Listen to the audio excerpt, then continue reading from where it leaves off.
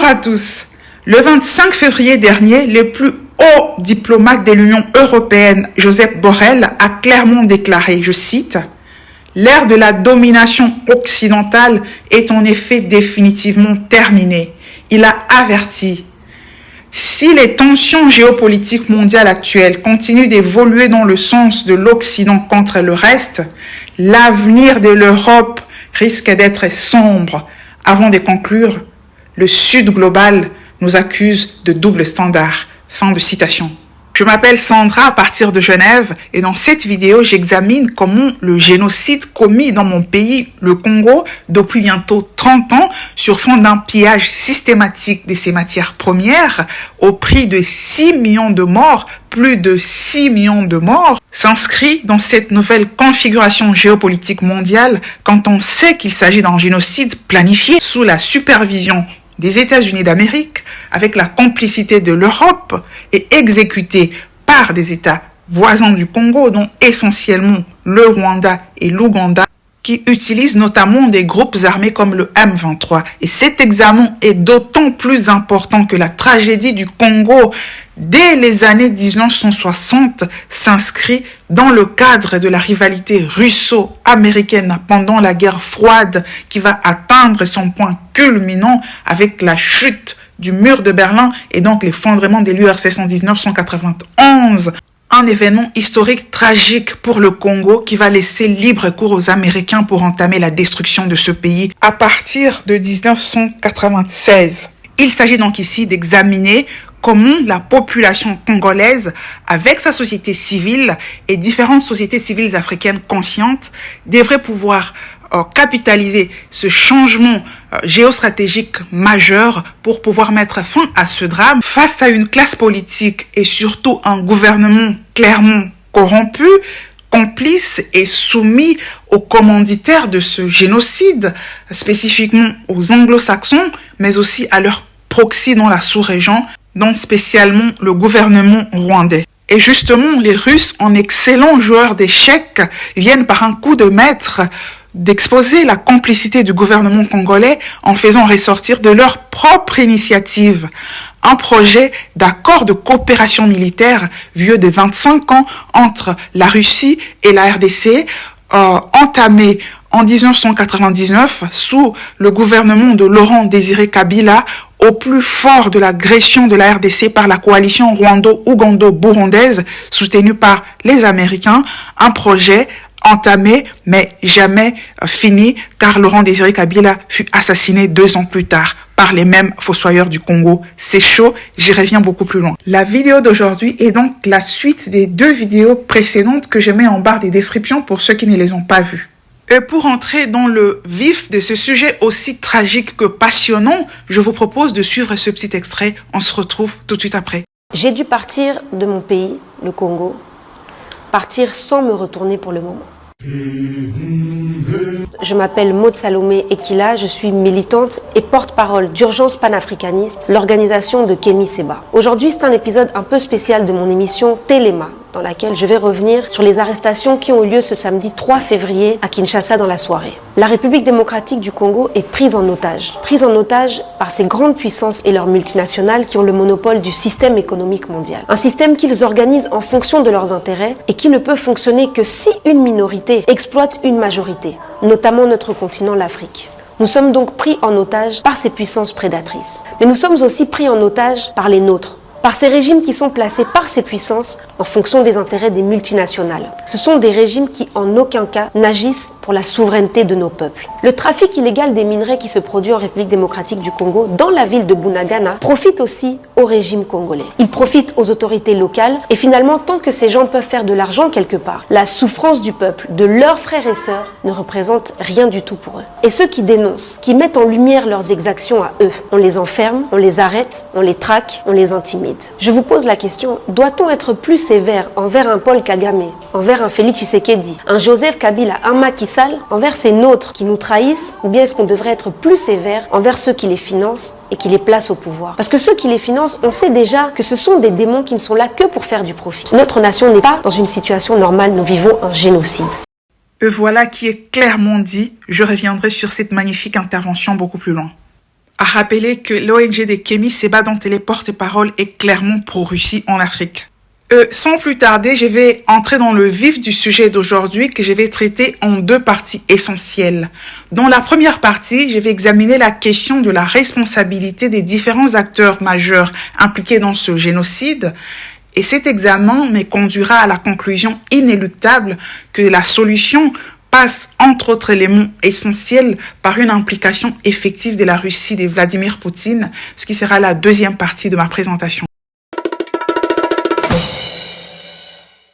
D'entrée des jeux, je vais avertir que je serai brève dans cette partie, car je ne peux pas refaire dans une seule vidéo tout l'historique de la tragédie des Grands Lacs et spécialement du génocide congolais. Ce serait beaucoup trop long.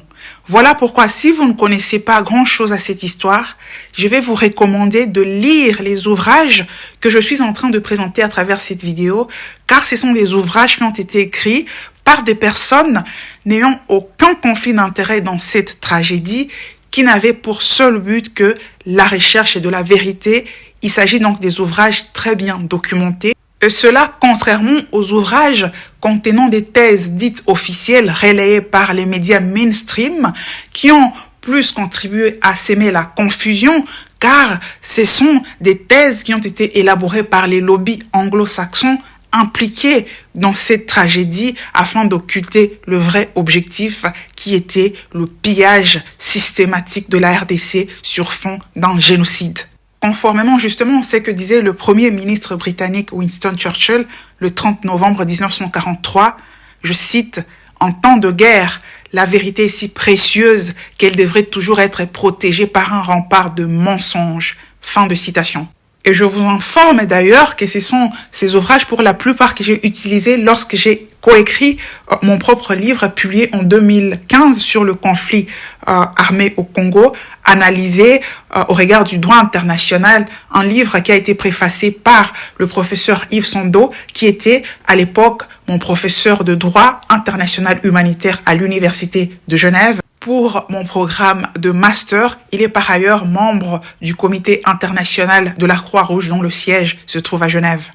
Et voilà cette précision faite, je vais maintenant aborder la question de la responsabilité effective des différents acteurs majeurs impliqués dans ce génocide au Congo.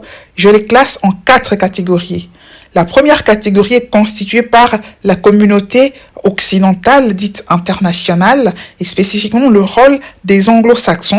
Ensuite, je vais examiner en deuxième position le rôle des différents proxys africains utilisés par les anglo-saxons, spécialement le Rwanda, l'Ouganda et le Burundi qui a changé de position depuis. En troisième position, je vais examiner le rôle, la complicité du gouvernement congolais actuel, spécifiquement dans le cadre de cette guerre menée par le M23. Et en quatrième position, il faut le dire, je vais soulever la question de la responsabilité de la population congolaise avec sa diaspora. Et donc, sans plus tarder, le premier point. Comme annoncé précédemment, nous allons nous focaliser sur le rôle des États-Unis qui sont l'acteur majeur dans ce génocide en RDC. En fait, les États-Unis sont impliqués dans l'histoire du Congo avant même l'indépendance en 1960 à travers la Belgique. C'est ainsi que durant la guerre de 40-45, les États-Unis vont se procurer à travers la Belgique de l'uranium enrichi au Congo provenant de la mine de Chikolobwe pour fabriquer les 2 bombes atomiques qui furent lâchées sur Hiroshima et Nagasaki afin de faire plier le Japon. Et donc, cet uranium provenant du Congo va donner une avance technologique au niveau de l'armement aux États-Unis par rapport à leur rivale, l'Union soviétique. Et donc, dès les années 40, avant même l'accession du Congo à l'indépendance, ce territoire au sous-sol immensement riche se pose déjà comme un instrument majeur de la politique extérieure des États-Unis contre son rival, l'Union soviétique. Ainsi, lorsque le Congo accède à l'indépendance de la Belgique le 30 juin 1960, un homme se fait remarquer, Patrice Emery Lumumba. Il est le tout premier ministre du pays alors que la présidence est assurée par Joseph Kasavubu, qui est plutôt pro-Occident. Patrice Lumumba, par contre, se rend compte que la Belgique est en train d'accorder au Congo une indépendance politique tout en voulant conserver la main mise sur l'économie du pays, spécifiquement sur l'Union minière du Haut-Katanga, la plus grande entreprise minière du pays. Et il n'est pas d'accord, il le fait savoir. Aussi, les États-Unis et la Belgique, avec la complicité de certains Congolais, vont créer 2 rébellions pour déstabiliser le gouvernement Lumumba avant de finir par l'assassiner le 17 janvier 1961. Dans un document publié par le département d'État américain en 2014, ce pays reconnaît sa participation dans l'assassinat de Lumumba en donnant comme motif la crainte que Lumumba ne fasse basculer le Congo vers le bloc soviétique. Oui, encore l'Union soviétique. Et effectivement, l'Union soviétique est intéressée également par ce pays au sous-sol immensement riche et d'ailleurs planifie d'exfiltrer Lumumba. Seulement les Belges et les Américains ont une avance, ils sont sur place et donc précipitent l'assassinat de Patrice Emery Lumumba. Voilà ce qui explique que c'est en Union soviétique, loin de son pays natal, qu'il y aura le plus de manifestations contre l'assassinat de Lumumba. En février 1961, l'ambassade de Belgique sera prise d'assaut par les manifestants à Moscou, en Croatie, à Bucarest, en Slovénie. Pour ne citer que ces quelques cas, comme vous les voyez sur les images d'archives sur votre écran. Jamais l'assassinat d'un homme politique n'aura occasionné autant de manifestations en dehors de son pays d'origine et même de son continent. L'Union soviétique va d'ailleurs créer une université en la mémoire de Patrice Emery Lumumba à Moscou. Et donc Patrice Lumumba assassiné, Américains et Belges vont placer un de leurs complices à la tête du Congo, Joseph Désiré Mobutu. Oui, il porte une lourde responsabilité dans l'assassinat de Lumumba. Si nous devons souligner la responsabilité extérieure dans nos drames, hier comme aujourd'hui, alors nous devons souligner aussi notre propre responsabilité, car elle est lourde. Les Américains vont donc placer Mobutu, qui va assurer, garantir la sécurité de leurs intérêts en Afrique centrale, encore et toujours contre l'ennemi, le rival soviétique, en pleine période de la guerre froide. À noter que le Congo est rebaptisé Zaïre par Mobutu. Et ses intérêts occidentaux, oui, Mobutu va les préserver très joyeusement sous une dictature des fers contre son peuple pendant 3 décennies jusqu'au début des années 1990, lorsque va survenir, comme je l'ai annoncé, la dislocation de l'URSS, les différentes républiques soviétiques prennent leur indépendance, il n'en reste que la Russie, qui est très affaiblie. Les États-Unis ont donc gagné la guerre froide et sont maîtres du monde. Or, il se trouve que durant la même période, les Américains, les Britanniques, les Canadiens et les Israéliens ont découvert que le Zaïre, les sous-sols de ce pays, détient les 3/4 d'un minerai rare, le coltan, qui allait permettre un bond de l'industrie, de la technologie, de l'information à moindre frais. Parce que les États-Unis et leurs alliés ont décidé de se procurer ce minerai, mais sans rien payer aux Zaïre. Ils ont donc décrété la fin de la stabilité accordée pendant 30 ans aux Zaïre de Mobutu en faveur de la préservation de leurs intérêts contre le rival soviétique qui n'existe plus. Nous parlons ici d'un marché extrêmement juteux et vu que le Zaïre, le Congo-Zaïre, détient les 3/4 de ces minéraux. C'est un marché qui pourrait aussi l'enrichir. Et les États-Unis ne veulent pas d'un Zaïre, d'un Congo fort. Il faut donc faire sous-traiter ce minerai à partir des États voisins, tout en mettant un président fantoche à la tête du Congo. Un président qui accepte la sous-traitance des minéraux du Congo par les États voisins, donc essentiellement le Rwanda.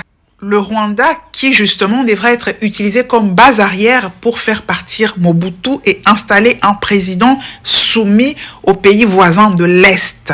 Seulement, et ces faits, vous les retrouvez spécifiquement dans le livre Crimes organisés en Afrique centrale, révélations sur les réseaux rwandais et occidentaux. Il se trouve que, ça c'est un fait historique, le président du Rwanda à l'époque, Juvenal Habyarimana, le président Hutu, est très ami à Mobutu. Il ne peut pas accepter d'attaquer Mobutu et il refuse cette proposition américaine. Et là, décision est prise par les anglo-saxons de commencer d'abord par faire sauter le président Habyarimana, qui est lié par un accord de coopération militaire avec la France, ce qui va occasionner la confrontation au Rwanda entre les États-Unis et la France, parce que oui, la France a été du côté de la légalité au Rwanda, contrairement à la propagande relayée qui a été reprise même par des mouvements dits panafricains racontant des mensonges. La France fut au Rwanda dans la position de la Russie en Syrie. Seulement parce que l'histoire est dure avec les perdants, au Rwanda, la France a perdu, alors qu'en Syrie, la Russie s'est imposée. Voilà la différence. Et donc, ce qui s'est passé dans cette région nous rappelle encore combien est vraie cette citation attribuée au tsar russe Alexandre II, à savoir une seule chose est pire que l'inimitié avec les anglo-saxons, c'est l'amitié avec eux. Et Henry Kissinger l'a dit d'une autre manière, à savoir qu'être ennemi des Américains est dangereux, mais être leur ami est fatal. Voilà donc la France, dans la région des Grands Lacs, au milieu des années 90, censé être l'allié des Américains après que ces derniers soient victorieux de la guerre froide contre l'ennemi redoutable, l'Union soviétique. Et pourtant, ces Américains ne vont pas hésiter à se retourner contre la France dans cette région des Grands Lacs, à la chasser de cette sous-région au prix d'une guerre farouche entre deux ethnies Hutu et Tutsi. Cela sur fond d'une forte propagande mensongère américaine. Les Américains ne vont pas hésiter à aller plus loin et vassaliser finalement toute l'Europe qui va accepter cette vassalisation joyeusement, ce qui explique d'ailleurs le mépris qu'a le président russe envers l'Europe. Cette vassalisation de l'Europe explique pourquoi, dans la tragédie des Grands Lacs comme ailleurs, l'Union européenne est rangée sur les positions des États-Unis. Et ces éléments nous conduisent au deuxième niveau de responsabilité, à savoir celle des États voisins du Congo dans le génocide du peuple congolais. Et voilà donc, comme annoncé précédemment, décision est prise par les anglo-saxons de faire partir Abiyarimana pour ensuite attaquer le Zaïre. Ainsi, ils vont utiliser les rivalités ethniques entre Hutu et Tutsi pour arriver à leur fin au Rwanda d'abord. Ils vont donc faire appel aux Tutsi qui vivaient en Ouganda, où ils s'étaient installés après que la majorité Hutu ait pris le pouvoir au Rwanda. C'est ainsi que sera créé le groupe rebelle, que moi j'appelle terroriste, du Front patriotique rwandais, le FPR, qui va venir prendre le pouvoir au Rwanda avec le soutien de l'Ouganda, également des anglo-saxons, c'est-à-dire les Américains, les Canadiens, les Britanniques et les Israéliens. Et d'un autre côté, nous avons le pouvoir Hutu du président Abiyarimana, qui a un accord de coopération militaire avec la France, qui est donc du côté de la légalité, car c'est le gouvernement reconnu. Après une tentative échouée en 1990, cette rébellion va réattaquer le Rwanda en 1993, cette fois avec un soutien conséquent des anglo-saxons et de l'Ouganda. Par conséquent, il va y avoir un conflit armé entre le FPR et le pouvoir central avec des crimes commis de part et d'autre, mais seulement parce qu'il fallait légitimer un certain narratif. La thèse officielle mensongère va vouloir nous faire croire qu'il n'y avait que les Hutus qui avaient commis des crimes pour sanctifier les Tutsis afin de justifier la seconde étape de cette invasion qui visait le Zaïre. Par conséquent, même le tribunal pénal international pour le Rwanda sera un instrument dans le cadre de cette mascarade pour couvrir les crimes du FPR. Toutes les enquêtes sur l'attentat du 6 avril 1994 ayant pourtant déclenché l'horreur seront étouffées par le tribunal. Charles Onana en parle dans cet ouvrage. La procureure Carla Del Ponte elle-même, la procureure suisse du tribunal pénal international pour le Rwanda, explique dans une vidéo publique que je mets en barre des descriptions, elle explique que lorsqu'elle a voulu poursuivre les crimes commis par le FPR, elle a été démise de ses fonctions de procureur sur décision des États-Unis et de la Grande-Bretagne au Conseil de sécurité de l'ONU. Elle en a parlé à Kofi Annan, qui était à l'époque le secrétaire général de l'ONU, qui lui a dit « Carla, je sais, tu as raison, il y a eu des crimes de part et d'autre, mais ici, c'est de la politique. » Aussi, le FPR de Paul Kagame va donc prendre le pouvoir en juillet 1994 et imposer le narratif selon lequel il n'y a eu que des Hutus qui ont tué les Tutsis. Il fallait préparer, voilà, le terrain pour la seconde étape de l'invasion contre le Zaïre. Car en fait, si toute guerre a des enjeux économiques, il s'est fait que les enjeux économiques de la guerre au Rwanda se trouvaient au Congo voisin. Et cela donne la mesure de jusqu'où peut aller le cynisme et le caractère diabolique de l'élite américaine. Voilà. Et donc, le FPR de Kagame installé au pouvoir, la deuxième partie de cette invasion sera déclenchée en octobre 1996 contre le Zaïre de Mobutu. Cette agression sera menée par la coalition rwando-ougando-burundaise sous couvert d'un groupe rebelle fantoche, l'Alliance des forces démocratiques pour la libération du Congo-Zaïre, AFDL en sigle, qui est conduite par un monsieur Laurent Désiré Kabila, voilà un président fantoche, car en fait, c'est cette coalition rwando-burundaise qui a le pouvoir de décision dans ce groupe rebelle. Laurent Désiré Kabila est pris parce qu'il va jouer le naïf, il va accepter toutes les conditions qu'on va lui donner. Il va signer les accords de l'Émirat où il accepte de céder différents gisements miniers du Congo à cette coalition pour exploitation. Laurent Désiré Kabila va accepter par ailleurs de céder 300 km de terres à l'intérieur du Zaïre à cette coalition. Car, en plus des motifs économiques, le Rwanda a aussi des visées expansionnistes pour étendre ses frontières vers l'intérieur du Zaïre, car le Rwanda, c'est un petit pays avec une forte croissance démographique. Et pour occulter les vraies raisons de la guerre d'agression contre les Zaïre, on va en inventer des fausses. Premièrement, on va dire qu'on est en train d'aller poursuivre des génocidaires Hutus, soi-disant génocidaires FDLR Hutus qui ont fui au Zaïre. Deuxièmement, on va dire qu'on est en train d'aller protéger des Tutsis menacés au Zaïre. Je ne vais pas revenir en détail sur les différentes argumentations étayées des différents auteurs qui ont démoli ces fausses raisons. Je mets les ouvrages devant vos yeux. Et d'ailleurs, le rapport du groupe d'experts des Nations Unies de 2002 sur l'exploitation illégale des ressources naturelles au Congo a démoli cette argumentation des FDLR, démontrant que ce que le Rwanda appelle FDLR au Congo sont ses propres alliés avec qui ce gouvernement de Kagame travaille non seulement pour s'accaparer des gisements miniers au Congo, mais également pour s'accaparer des terres. Le rapport est devant vos yeux. Par conséquent, lorsque le gouvernement rwandais, avec ses alliés occidentaux, depuis 1996, nous sortent cet argument des FDLR, ils sont en train de mentir tout simplement pour couvrir leurs crimes et leur pillage au Congo, un poker menteur en Afrique des Grands Lacs. Cette coalition va donc lancer l'invasion du Zaïre dans ce qui est appelé la première guerre du Congo en octobre 1996 et renverser le pouvoir de Mobutu le 17 mai 1997. C'était le jour de mon anniversaire. J'étais à l'école primaire. Dans sa marche vers la conquête du pouvoir, cette coalition va commettre des crimes dont de nombreux massacres contre les populations civiles.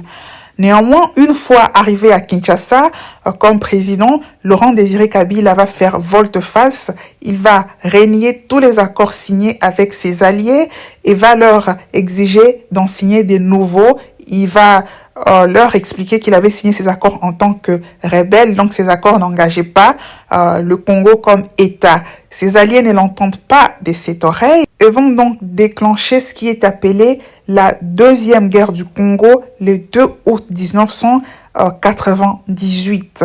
Ils vont occuper la partie orientale du pays, s'accaparer des différents gisements miniers, tandis que le gouvernement de Laurent Désiré Kabila occupait la partie ouest. Pour faire face à l'agression, Laurent Désiré Kabila va faire appel à d'autres armées africaines, notamment les armées de la Namibie, du Zimbabwe et de l'Angola qui vont déployer des troupes sur les territoires du Congo.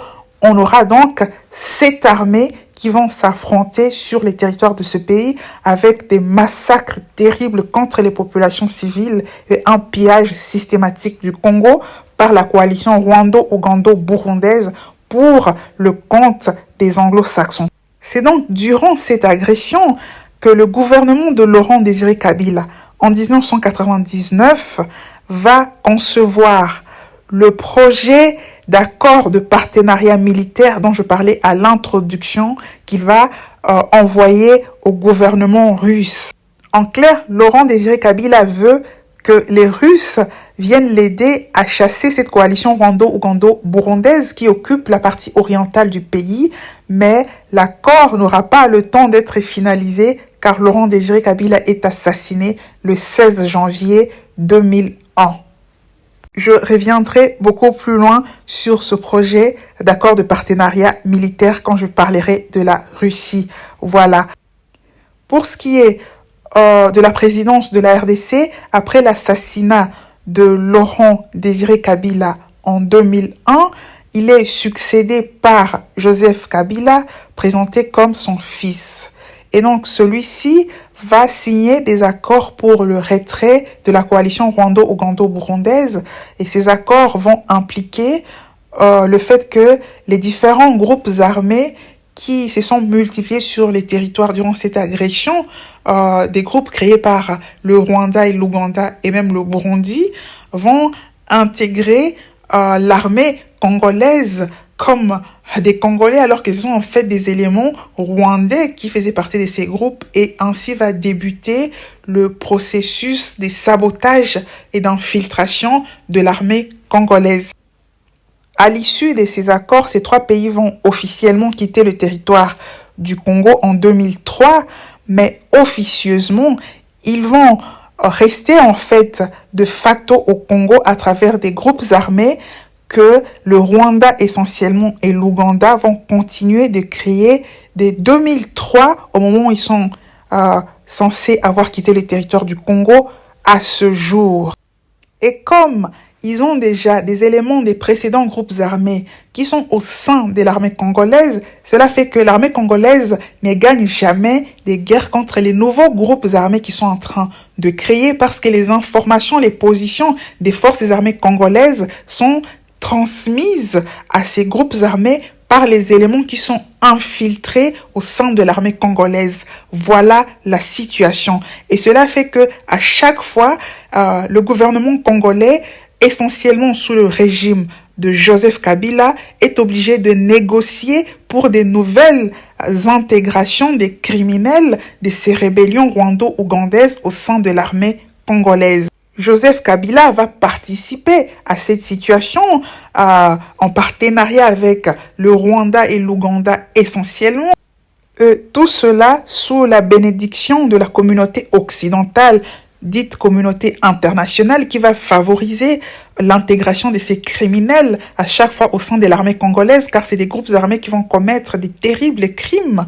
Voilà, à chaque fois sur les territoires du Congo, l'objectif c'est d'affaiblir l'armée congolaise, laisser les armées rwandaises et ougandaises en fait avoir le contrôle de l'est du Congo par groupes armés interposés.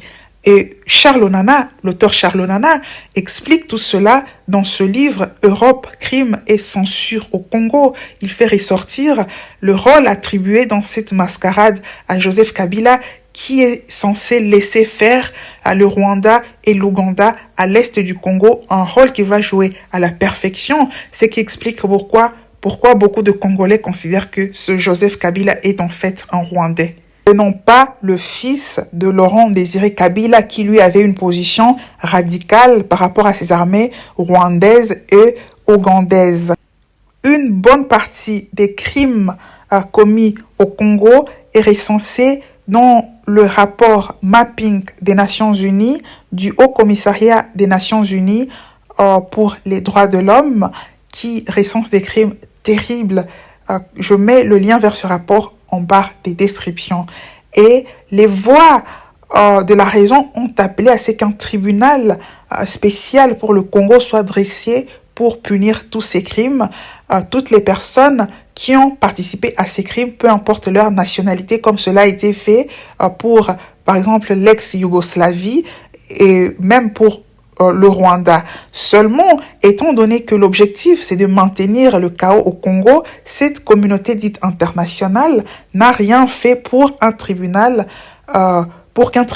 spécial soit dressé pour le Congo, mais préfère demander à la RDC de continuer à intégrer des groupes criminels au sein de l'armée. Voilà ce qui explique la position intransigeante de la population congolaise actuellement avec ce groupe rebelle terroriste du M23.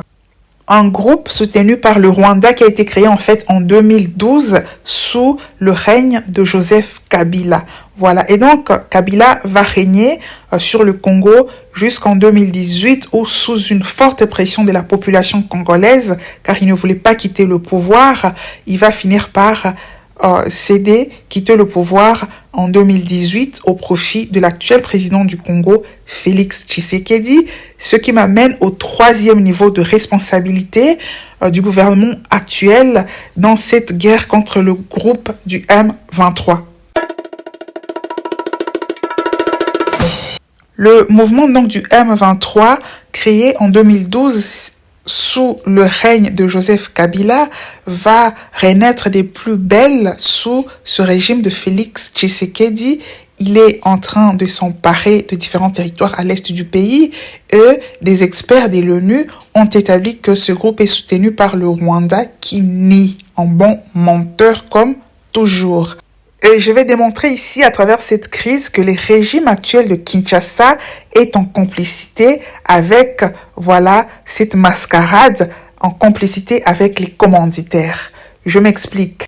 Le gouvernement rwandais, qui prétend ne pas soutenir le M23, a écrit dernièrement à l'Union africaine pour que cette institution ne finance pas les forces de la SADC qui comptent engager une option militaire contre le M23 car selon le Rwanda, l'option la plus appropriée pour régler cette crise, ce sont les négociations. On se demande bien quel est alors l'intérêt du Rwanda qui prétend ne pas soutenir le M23. Mais passons. Ce qui est intéressant, c'est que c'est exactement la position de la communauté occidentale au Congo, à savoir les États-Unis et l'Union européenne, qui, en faisant semblant de condamner le Rwanda, sont en train de dire au Congo en même temps qu'il faut une solution négociée et non pas l'option militaire. Voilà cette communauté occidentale qui est en train de nous chanter matin, midi et soir que l'Ukraine a le droit de légitime défense contre la Russie qui l'a agressée, qui est en train d'armer l'Ukraine. Mais quand il s'agit du Congo, cette même communauté vient nous expliquer qu'il faut encore négocier, donc faire entrer encore des criminels au sein de l'armée congolaise. Double standard dont je parlais à l'introduction que le Sud global est en train de reprocher à l'Occident, comme le disait Joseph Borrell, le plus haut diplomate de l'Union européenne. Et donc, dans ces circonstances, l'option la plus normale pour la RDC, c'est de rompre les partenariats avec cette communauté occidentale et de s'allier plutôt à la Russie. Eh bien non. Question a été posée par un journaliste. La vidéo, vous l'avez devant vos yeux, vous pouvez la suivre sur YouTube, de savoir pourquoi le gouvernement congolais n'échange pas carrément des partenaires militaires pour s'allier à la Russie notamment. Et le ministre de l'Intérieur a été clair que la RDC a déjà des partenariats avec des pays occidentaux et dans ces circonstances n'a pas l'intention de conclure des partenariats avec la Russie. Et donc la grande question, à ce jour, la population congolaise, je vous invite à regarder les commentaires sous cette vidéo-là. 100% des commentaires sont contre cette position du gouvernement congolais, comme en ce qui concerne tous les articles qui traitent de la coopération militaire avec la Russie, les Congolais sont pour. Et donc, la grande question est de savoir pourquoi Félix Tshisekedi s'obstine dans des partenariats avec des pays qui travaillent contre les intérêts du Congo.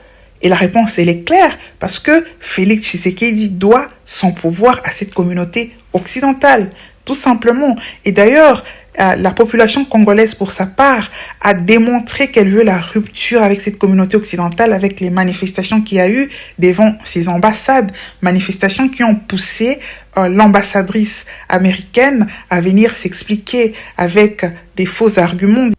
prétendant que les États-Unis ne soutiennent plus militairement le Rwanda, ce qui est faux. L'année dernière, les États-Unis ont plutôt restreint leur soutien militaire au Rwanda. Ils ne l'ont pas suspendu comme le prétend cette ambassadrice. Et de toute façon, les Congolais s'en foutent car ils ont compris les jeux hypocrites de la communauté occidentale en RDC, comme l'explique d'ailleurs très bien Fortify Lushima, représentant en RDC de l'ONG Urgence panafricaniste de Kémy Séba. Je vous laisse suivre et puis on se retrouve tout de suite après. Très en panique, l'ambassadrice américaine veut convaincre le Congolais que les États-Unis ne soutiennent plus le Rwanda, que les États-Unis n'assistent plus militairement le Rwanda. Tentative qui a encore, comme vous l'avez constaté, échoué, puisque le peuple a déjà compris qui est le véritable commanditaire de tous les crimes, de tous les pillages qui s'opèrent au Kivu. Mais à travers ces propos, nous constatons qu'il y a un aveu indirect. Parce que dire que les États-Unis n'assistent plus militairement le Rwanda sous-entend que les États-Unis soutenaient ou assistaient l'armée criminelle rwandaise. Parce que les rapports de l'ONU reconnaissent que l'armée rwandaise est une armée criminelle, est une armée des pilleurs. D'accord ? Que c'est une armée qui viole la souveraineté de notre pays. Mais les États-Unis soutenaient cette armée. Raison pour laquelle nous disons que cela ne nous intéresse pas. Ces aveux ne nous intéressent pas. Ces déclarations ne nous intéressent pas. Vos condamnations contre votre proxy ne nous intéressent pas. Parce qu'en réalité, c'est comme un grand bandit qui donne le feu aux petits bandits pour incendier une maison. Et dès lors que la victime se rend compte que le feu ne vient pas des petits bandits mais du grand bandit, ces derniers fait une déclaration pour dire que je ne veux plus soutenir le petit bandit, je ne veux plus donner le feu au petit bandit, mais notre maison est déjà en feu. Le Congo est déjà déstabilisé. Raison pour laquelle nous vous disons de partir. Voilà qui est très bien dit. Un deuxième élément qui démontre la complicité du gouvernement de Félix Tshisekedi avec ce qui se passe au Congo, c'est le fait que ce gouvernement est fort pour arrêter les membres de la société civile qui dénoncent l'occupation des territoires congolais par des groupes armés soutenus par le Rwanda. Ainsi, je vous ai montré beaucoup plus loin la vidéo de Maud Salomé Ekila, porte-parole de l'ONG Urgence panafricaniste de Kémy Séba, où elle expliquait comment en février, les membres, de la société civile de différents mouvements citoyens ont été arrêtés par des autorités de Kinshasa alors qu'ils dénonçaient l'occupation de la ville de Bunagana, une ville minière, par les milices soutenues par le Rwanda depuis pratiquement 2 ans. Maud Salomé Ekila a démontré que les trafics des minerais dans cette ville profitent au Rwanda, aux multinationales, mais aussi au gouvernement congolais. Et donc, le gouvernement congolais, en arrêtant ces activistes, est en train de protéger sa part de gâteau dans cette mafia dont il est carrément complice. Voilà pourquoi il laisse faire exactement comme le gouvernement précédent de Joseph Kabila, pendant qu'il profite des retombées de cette mafia, tout en arrêtant plutôt les personnes qui, elles, la dénoncent. Et d'ailleurs, ce sont justement ces arrestations qui ont poussé Maud Salomé Ekila à quitter le pays précipitamment, comme vous pouvez le voir à travers sa vidéo, que je mets d'ailleurs en barre des descriptions et que je vous invite à regarder. Et voilà, ce développement établit donc que la population congolaise ne peut compter ni sur la communauté occidentale commanditaire de ce génocide, ni sur le gouvernement congolais qui en est complice étant pro-Occident, ni même sur l'opposition qui elle-même compte en fait sur l'Occident pour pouvoir accéder au pouvoir. Ce qui me conduit au 4e niveau de responsabilité concernant justement la population congolaise avec sa diaspora. Concernant la population congolaise, d'abord, moi je vais la féliciter. Voilà, ça on n'entend pas souvent, car l'un des objectifs de la guerre menée contre le Congo était au final de balkaniser ce pays-là. Et si ce projet n'a pas abouti, c'est parce que les sentiments d'appartenance à la nation Congo chez les Congolais est très fort. Et ça, c'est dû à Mobutu. Au moins, c'est quelque chose qu'on peut lui reconnaître. Il avait su insuffler ce sentiment patriotique aux Congolais. Cela signifie que malgré toutes les tentatives qui ont été faites, des ouvrages qui ont été publiés par des lobbyistes anglo-américains pour pouvoir balkaniser le pays, sans parler d'un monsieur comme Herman Cohen, l'Américain, qui a carrément dit que les Kivu appartenaient déjà au Rwanda. Les Congolais ont tenu bon. Le Congo est encore une nation. Et d'ailleurs, c'est l'un des éléments qui a énervé toutes ces personnes qui ont continué à tuer les Congolais, vu comment ils ont résisté. Le Soudan n'a pas tenu, il a été balkanisé. L'ex-Yougoslavie a été balkanisée.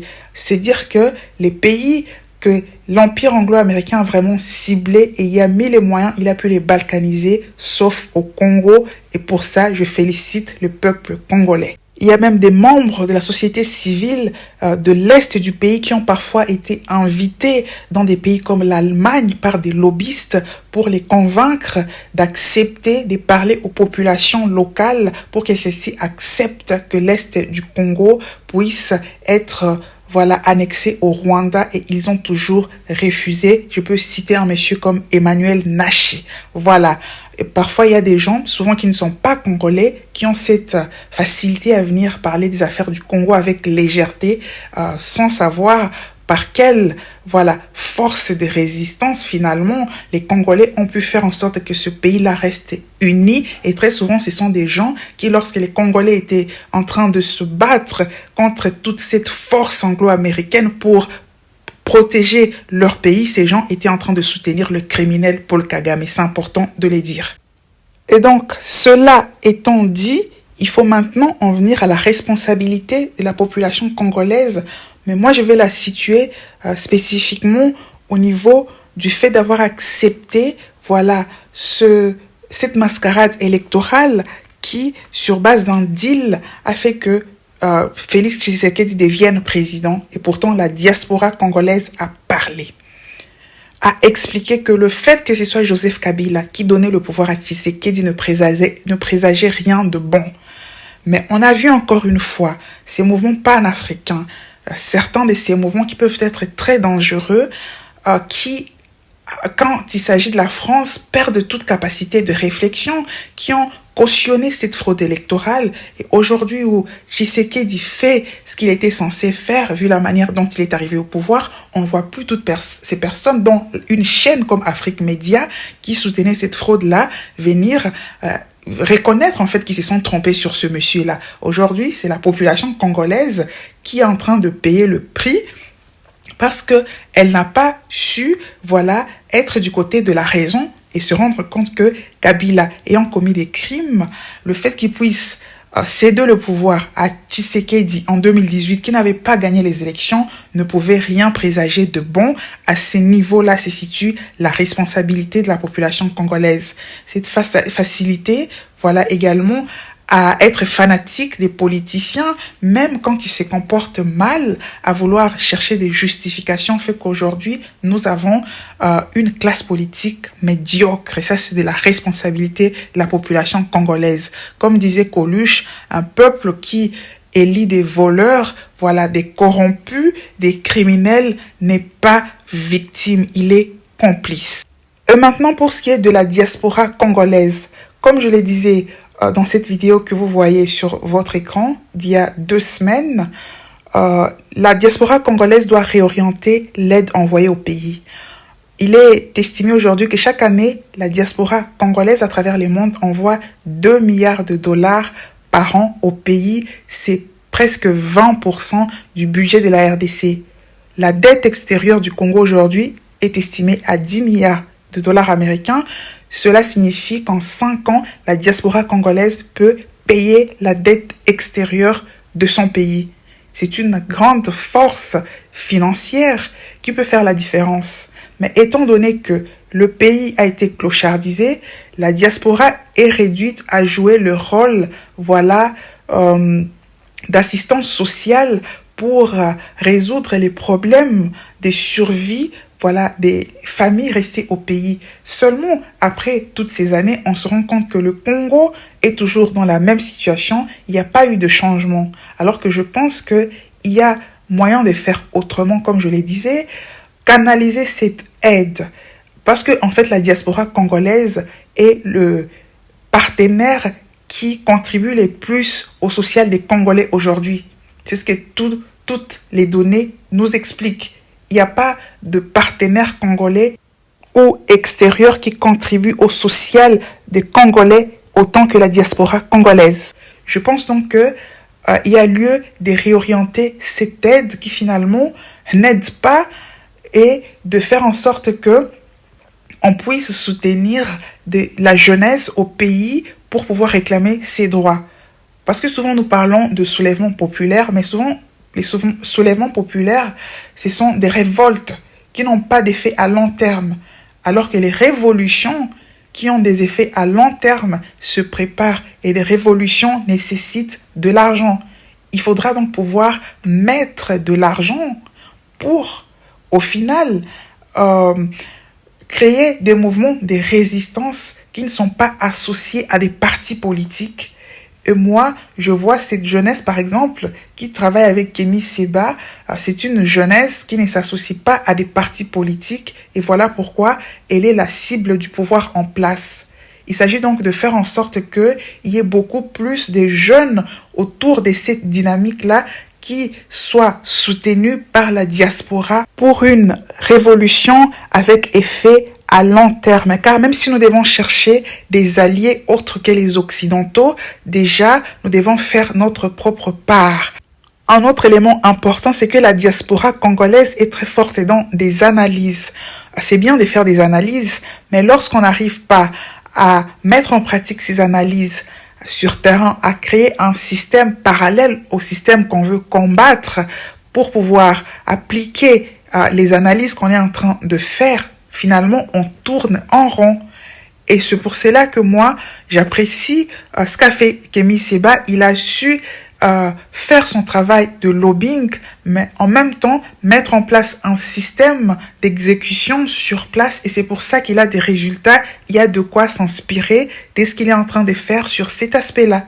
Et vu la force financière que représente la diaspora congolaise, elle est en mesure de mettre en place un tel système, mais encore faut-il être organisé. Et ça, c'est vraiment un autre débat. C'est l'un des plus grands défauts de la diaspora congolaise. Il y a souvent cette guerre d'ego où chacun veut que ce soit lui qui soit cité pour avoir fait telle ou telle autre chose, l'individualisme qui prime sur l'action collective, et cela fait que beaucoup d'actions ne vont jamais nulle part.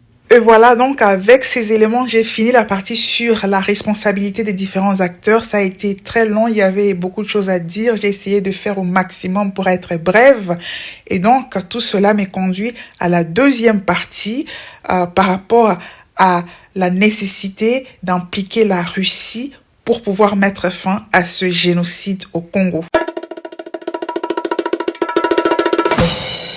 Et voilà une précision à faire d'entrée de jeu, c'est que l'un des éléments importants qui sera abordé dans cette partie sera en fait l'imbroglio sur le projet d'accord de coopération militaire entre la Russie et la RDC qui donne lieu à tout type de commentaires. J'ai une analyse différente de celles qui ont été faites par différents observateurs. J'y reviens beaucoup plus loin. Pour le moment, je vais poser le contexte dans cette partie. Comme je l'annonçais à l'introduction, nous sommes dorénavant dans un monde multipolaire. Voilà, je disais que le plus haut diplomate de l'Union européenne, Josep Borrell, l'a reconnu il y a quelques semaines. Voilà. En plus, il y a d'autres écrivains de renom, comme le français Emmanuel Todd, qui vient de publier un livre en janvier dernier intitulé « La défaite de l'Occident ». Et dans ces livres, il analyse certains éléments dans l'expansion démesurée de l'Occident pour établir que l'Occident court vers sa propre perte, notamment dans le contexte de la guerre en Ukraine. Seulement, les nostalgiques du monde unipolaire qui existait jusque-là accusent Emmanuel Todd d'être un propagandiste, voilà, du Kremlin. Seulement, ces gens oublient qu'Emmanuel Todd n'est pas n'importe qui. C'est justement l'auteur qui avait prédit 15 ans plus tôt, en 1900, 1976 la chute de l'URSS en analysant certains éléments objectifs comme voilà la surmortalité infantile. Emmanuel Todd avait alors dit que sans grand changement apporté par l'Union soviétique, elle courait vers sa perte et c'est exactement ce qui va se passer 15 ans plus tard. Et donc, ces gens, je me demande si ils diront qu'à l'époque où Emmanuel Todd avait fait cette analyse, c'était un propagandiste des États-Unis d'Amérique. Voilà. Par ailleurs, comme je viens de le dire, ce n'est pas qu'Emmanuel Todd qui le dit. Il y a le plus haut diplomate de l'Union européenne, voilà, monsieur Josep Borrell, qui dit exactement la même chose. Qu'est-ce qu'on va reprocher à ce monsieur? On dira aussi que c'est un propagandiste du Kremlin. Eh bien, c'est juste que quand on refuse de lire les signes du temps et de tirer les conclusions qui s'imposent, on court vers sa perte. C'est un fait inéluctable. Nous sommes aujourd'hui dans un monde multipolaire avec le bloc notamment mené par la Russie, redoutable, qui a décidé de s'imposer sur la scène internationale et d'affronter les pays de l'OTAN. Ça, c'est un fait. Dans cette guerre, justement, la Russie a un avantage majeur par rapport à l'OTAN. Et ça, c'est monsieur Josep Borrell, voilà, les plus hauts diplomates de l'Union européenne, qui le dit dans les documents dont j'ai parlé, que je remets sur votre écran. Vous pouvez le consulter sur les sites officiels de l'Union européenne. Josep Borrell explique que la Russie a le soutien du Sud global malgré le fait que la Russie ait agressé l'Ukraine. Parce que le Sud global a une toute autre lecture des événements. Or, le Sud global, c'est la majorité de la population mondiale. C'est l'Afrique, en plus de la Chine et de l'Inde et de la Russie. Même au sein des pays occidentaux, il y a des partis politiques qui sont en train de soutenir la Russie. Ça fait que ce pays a un avantage majeur par rapport à l'élite occidentale. Et d'ailleurs, j'oubliais aussi l'Amérique latine qui fait partie de ce Sud global, ce qui fait que carrément, c'est l'Occident aujourd'hui qui est isolé. Et là encore, ce n'est pas moi qui le dis, c'est Alain Bauer sur Europe 1. Voilà, il est clair, je mets la vidéo sur votre écran, vous pouvez la regarder sur YouTube, sur Europe 1, il a clairement dit que l'Occident n'a jamais été aussi faible et isolé, justement dans le contexte de la guerre en Ukraine, dans le contexte global également. Il explique la raison, ils disent que nous avons pensé, après la chute du mur de Berlin, que nous avions gagné et que tout était fini. Alors qu'en fait, la Russie était en hibernation, en train de se reconstruire dans le calme, de reconstituer son arsenal nucléaire, ce qui fait qu'aujourd'hui, la Russie, selon tous les analystes, est la première puissance nucléaire du monde, qui a en plus le soutien de la deuxième puissance économique mondiale, la Chine, qui est elle-même également une puissance nucléaire, et ensemble, ces pays sont en train de vouloir élargir les BRICS. Et pour ma part, le basculement de l'humanité vers le monde unipolaire s'est joué avec la guerre en Syrie. C'était déterminant pour la Russie. Il fallait absolument gagner cette guerre. Elle l'a fait et c'était le processus irréversible de l'humanité vers le monde multipolaire. Et donc, face à cette situation, les propos d'Emmanuel Macron d'envoyer des troupes en Ukraine sont juste, voilà, les gesticulations d'un roi déchu, tout simplement. Voilà. D'ailleurs, il y a une forte contestation de ces propos par les autres pays membres de l'Union européenne, notamment l'Allemagne, qui, eux, se rendent compte de ce que nous sommes désormais dans un monde multipolaire. Voilà. Et donc, la Russie, se sachant soutenue aux quatre coins du monde, voilà, il faut le dire, a décidé d'arracher, voilà, certains pays du giron de l'Occident.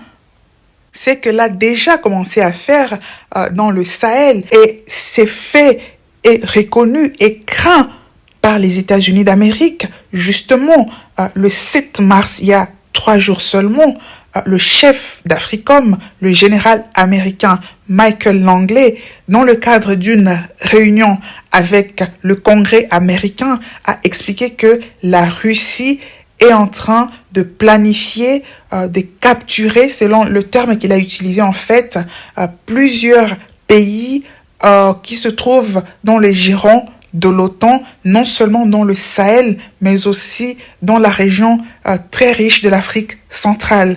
L'article a été publié notamment par CNN, je le mets en barre des descriptions.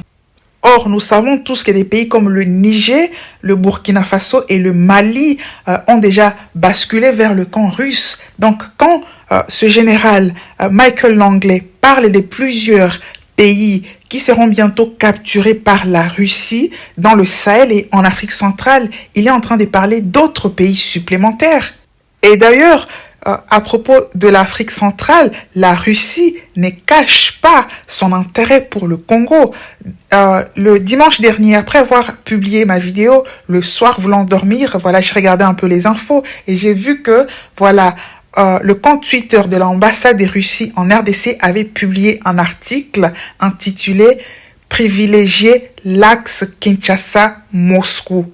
Un article écrit par un député congolais qui est en train d'expliquer qu'il faut privilégier carrément les rapports entre la RDC et Moscou par rapport aux autres partenaires occidentaux. L'ambassade de Russie en RDC a publié cet article sur son compte Twitter. Parce que la Russie est d'accord avec ses propos et voudrait en fait voir la RDC basculer vers le giron russe contre le camp de l'OTAN. Et donc, selon mon analyse de ces différents éléments, c'est en fait la Russie qui depuis un moment est dans une opération, voilà, de vouloir ramener le gouvernement congolais vers le camp russe contre le camp de l'OTAN. Mais seulement le régime Tshisekedi tient son pouvoir des pays de l'OTAN et a peur, n'a pas le courage de rejoindre jusque-là le camp russe. Cela explique pourquoi en 2021, le gouvernement de Tshisekedi a reçu des armes de la Russie, apparemment à titre gratuit. C'est dans le cadre de cette opération de convaincre Tshisekedi de basculer vers le camp russe. Et ces éléments vont me conduire maintenant à ce dossier du projet d'accord de coopération militaire qui fait parler en ce moment. Voilà, il y a environ 6 jours, alors que quelques semaines avant, le ministre de l'Intérieur du Congo, comme je l'avais dit précédemment, avait été clair sur le fait que la RDC ne comptait pas conclure d'accord de coopération militaire avec la Russie.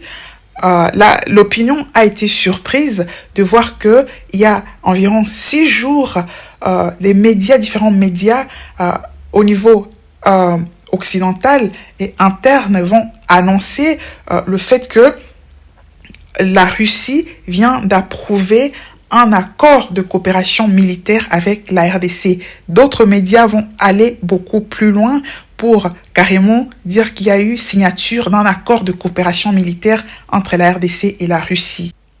Il est donc important de noter que l'information va partir d'abord du média russe TASS, en premier lieu, avant d'être relayée par les médias occidentaux et les médias congolais.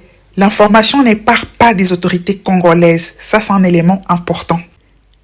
Cette information va donc être interprétée différemment. Voilà, certaines personnes vont dire finalement Tshisekedi a eu le courage, voilà, de conclure un accord avec la Russie ou d'entamer les processus de conclusion de l'accord. D'autres vont dire non, c'est un bluff, c'est juste une manière de faire du chantage, voilà, à ses parrains occidentaux, et donc ça va partir dans tous les sens. Mais seulement 2 jours plus tard, il y a un communiqué qu'on va voir sur le compte Twitter du ministère de l'Information au Congo, apportant la précision qu'il n'y a eu aucun accord de coopération militaire signé entre la RDC et la Russie, et que c'était juste un projet d'accord de coopération datant de 1999 qui a été approuvé par la Russie et qu'il n'y a pas des discussions en cours